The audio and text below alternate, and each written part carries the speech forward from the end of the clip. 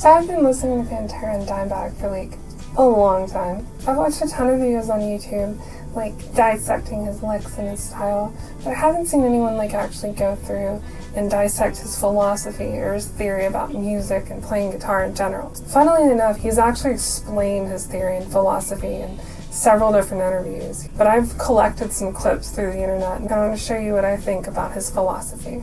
Number 1, Dime didn't give a fuck about music theory. You know your scales and shit? So listen, I know a major scale and a minor scale and a pentatonic blues scale, and that's like as far as deep as I ever got. Dude, I'm not a heavy theory dude at all. I'm not a heavy... Did you ever take lessons or anything? I took like 1 or 2 from one dude and then 1 from one dude, and the only dude that really, I think, taught me anything was my dad. dude, you know, I do some pentatonic, little minor, little major, you know, that's about as far as it goes. I'm not like, you know, scale god or nothing. You know, I'm not into that, sitting around looking at a book. I think in a lot of ways, him learning in that non-traditional way has really helped him hone his sound and his originality in his playing. Instead of learning from like a teacher or a book, he learned from listening to the music that he loved, and he'd listen to it note for note and learn it by ear. I can't think of a better way to learn the music that you really love, because when you learn it by ear, you actually sit there and get all the nuances. It's not tablature. You can't write out every nuance and everything that you hear in tablature. When you actually sit there and you listen to a solo, or you listen to a riff, and you play it back over and over again, and try to learn it from ear, you pick up on all those nuances. And that's exactly what Dime did for everything that he learned.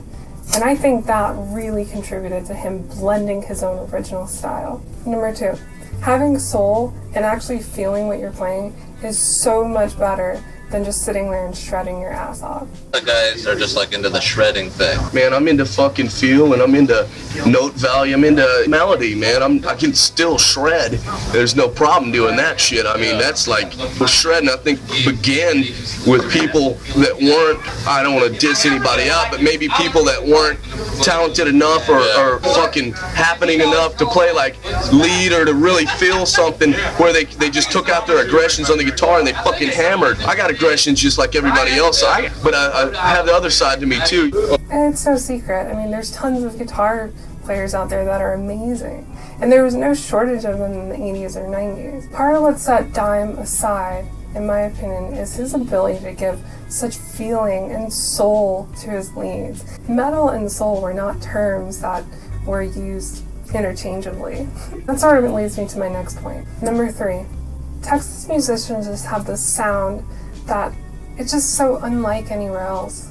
Does being from Texas affect your playing, or is there some kind of I believe so, man. I think there's a lot of great guitar players from Texas, such as like Bugs Henderson, Jimmy Wallace, Ricky Lynn, Rocky Athis, which are fucking big influences on me when I was growing up and stuff. And I would like go to a club and watch those dudes, and I'd go home and I would just sit there and I'd play. Are they from Austin, or? Mainly, all those dudes are from Dallas, man. Wasn't like any one of them set me down and taught me anything or nothing. You know, Dimebag no doubt had inspirations that came from all over the place, but something about his bends and his feel just screams Southern. I get that same sort of feeling when I hear ZZ Top or when I hear Stevie Ray Vaughan. They all have this kind of Southern just soul and feeling to their playing, and I hear it in Dimebag's playing, and the way that he incorporated that with his metal leads, it's so amazing. It really is. And maybe it's just my Texas pride coming out or whatever, but I definitely think him being from Texas had a huge impact on him as a guitar player.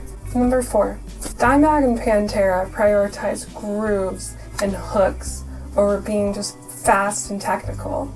Because we feel like we're not really categorized, we're definitely not death metal, we're not just a basic thrash band, stop, go, stop. We have parts, we write songs. More in depth than thrash, you know, my favorite band is like old Black Sabbath and stuff like that, you know, I'm into slow, heavy shit, so, you know, what we try to do is groove, is what we do, you know, we try to write songs. I'll just say a thrash band, me, when you go see a thrash band, it's all 100 fucking, can I say that? 100 fucking million miles an hour. And it's like, you know, it's cool for about the first 10 songs, but the next 10 you're going, damn, you know, what we try to do is make the crowd, you know, move to something. You know, we like to write groovy parts and stuff like that, so I think that kind of sets us apart from a thrash band, you know? I mean, this was really Pantera's bread and butter. They wanted to get people moving and feel the groove when they heard their music. And Vinny and Dime, in my opinion, were like the driving force behind this in Pantera. I would say me and Vinny are like the main, well, we're just one chunk, man, just put it that way. Rex is just one chunk with us too, man. I mean the riffs are coming from me, and Vinny's accommodating me with the fucking Latin rhythms or whatever it takes to fucking hang with it. I mean, take an offbeat groove like Psycho Holiday. I mean, how are you even going to come up with a groove like that meshes so well with Vinny's alternate bass drumming if you're in a band like Megadeth or Metallica, you know? It just doesn't compute, and it does in Pantera because they actually prioritize having a groove and having a hook in their music over being just, you know, fast and thrashy.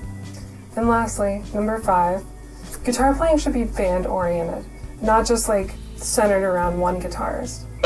Rex, man, he really fucking, in a cool way, knows what he thinks is his place as a bass player. I mean, he doesn't try to do all these double hammer-ons and shit like that. And he's just, I mean, I can respect him more for the way he is being solid and fucking just kick ass. He was a brilliant listener. And so he coaches us. Yeah. I got the riffs. Vinny and Rex are the backbone, and we just fucking hammer them out. I'm into band-oriented shit. I'm all for one. Pantera dodged a pretty common pitfall, in my opinion, in the 90s. We just had some metal bands who just completely circled around one guitarist who was probably pretty good, but they just kind of made the band their virtuoso band instead of actually playing as a band and having the full band put in parts that are meant for the band rather than just the guitarist. I don't have anything wrong with virtuoso guitarists. I love virtuoso guitar players. But you're only going to appeal to a crowd of guitar players if you write music like that. And that's something that Pantera figured out early on. You know, I think this is what Dime felt when he was like writing the solos in Pantera. Because he was like, if it doesn't jive with the melody of the song and it doesn't move people musically, then why even play it if it's just a technical jack-off session? I think that's exactly how he felt when it came to solos. And Dime wasn't completely using all of his abilities on every single solo he ever wrote, too. I mean, you can listen to some solos from Cowboys from Hell, even, or Far Beyond Driven, and you'll hear them, and they're not the most technical things in the world, but they actually fit with the music really, really well. And that is where Pantera was completely separate from all these other super technical thrash bands in the 90s. Anyways, I just wanted to throw my perspective out there, just because I feel like this is a frequently missed part of Dime's, you know, theory and philosophy behind guitar playing. I just thought these were 5 good points that I'd just like to share with the world and maybe start a discussion. What do you think? What do you think should be added to this list? Let me know in the comments. I read all of them, so yeah, hit me up.